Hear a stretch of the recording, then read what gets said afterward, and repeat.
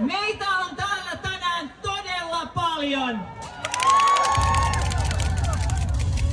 Me olemme täällä tänään yhdessä lähettämässä hyvin selvän viestin Orpolle, Purralle ja Satoselle.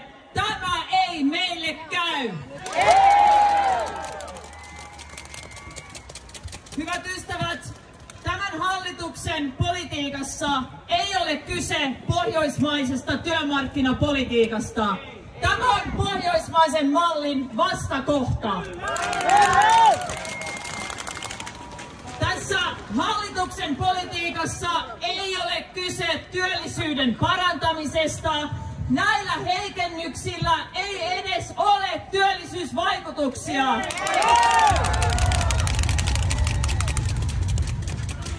Ja tässä ei ole kyse siitä, että hallitus olisi saanut suomalaisilta mandaatin tehdä tällaista politiikkaa.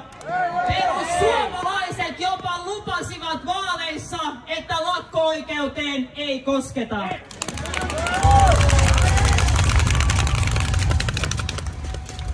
Hyvät ystävät, tässä on kyse siitä, että Orpo, Purra ja Satonen haluavat tehdä pysyviä muutoksia suomalaiseen yhteiskuntaan. He haluavat pysyvästi heikentää suomalaisten työntekijöiden työehtoja ja he haluavat pysyvästi vaikeuttaa ja estää suomalaista ammattiyhdistysliikettä tekemästä sitä, mitä se on aina historiansa kautta tehnyt, puolustanut suomalaista työntekijää.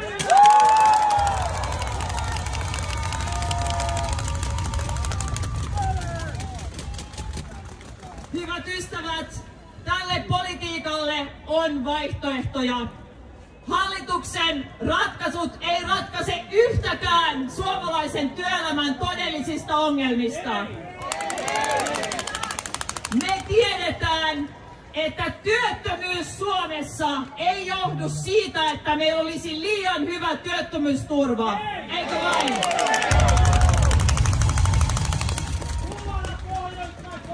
Me tiedetään, että työttömyys Suomessa ei johdu siitä, että työttömät eivät haluaisi mennä töihin. Hyvät ystävät, yksikään yritys ei pärjää ilman osaavia, sitoutuneita, palkkansa ansainneita työntekijöitä, ja siksi me olemme täällä tänään.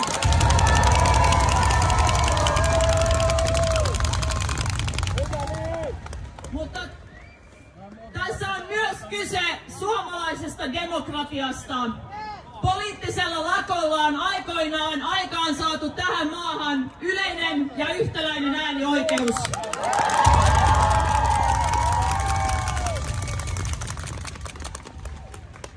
Siksi tässä taistelussa on myös kyse ihmisoikeuksista, demokratiasta, työntekijöiden oikeuksista ilmaista oman mielipiteensä.